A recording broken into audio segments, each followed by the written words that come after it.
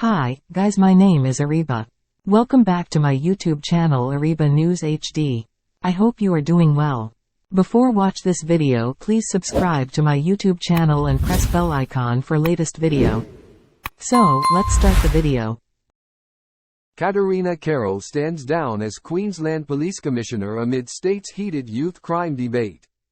Queensland's Police Commissioner, Katarina Carroll, has announced she will step down from the role early following years of increasing pressure over youth crime and the service's response to domestic violence. Carroll met with the state's police minister, Mark Ryan, on Tuesday, less than 3 weeks after the stabbing death of Bylene White in front of her granddaughter at Redbank Plains prompted renewed debate in Queensland about youth crime. Carroll told reporters her decision to resign next Friday, 5 months before her 5-year contract ended, without seeking another term, was made after conversations with her husband and children.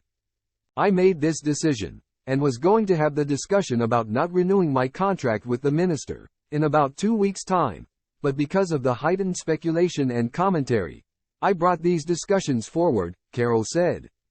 "It truly has been an honor and a privilege to not only serve as a police officer, but to lead an organization of more than 17,000 amazing staff. I believe it is time to allow new leadership to guide the organization forward." In an email to police officers on Tuesday morning, seen by Guardian Australia, Carroll confirmed her last day would be next Friday, the 1st of March. She said, "Serving the community of Queensland for over 40 years has been a privilege and an honor. I want to express my heartfelt gratitude to the officers, staff, and the community for their unwavering support throughout my tenure. It has been an incredible journey." Former Premier Anastasia Palaszczuk appointed Carroll as the state's police commissioner in 2019. She had started her career in general duties before being promoted to the rank of detective and taking on leadership positions in the drug squad and the ethical standards unit.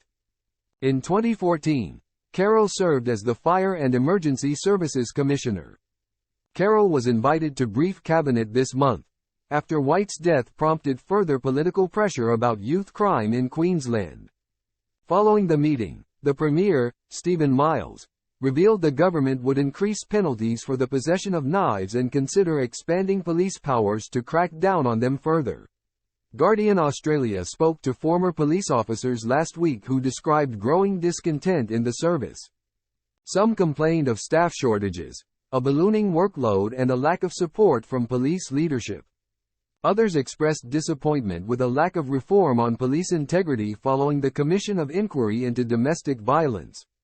Palaszczuk had earlier backed Carroll in November 2022 amid calls for her to resign following a finding by the inquiry that a failure of leadership had allowed sexism and racism to take hold in the service.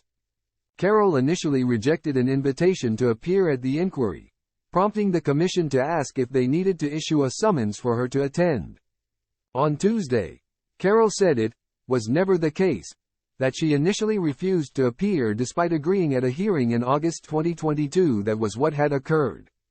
She said she had wanted time to implement domestic violence reforms after the COVID-19 pandemic before the inquiry could occur.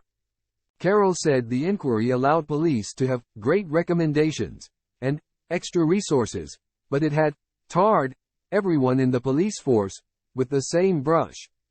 The Courier-Mail reported last week there was further unrest in the service after a Gold Coast officer was stood down over allegations he authorized officers to ram a vehicle. But Carroll denied she was being used as a scapegoat for challenges in the police force. "I purposely brought it forward so we could move on," Carroll said.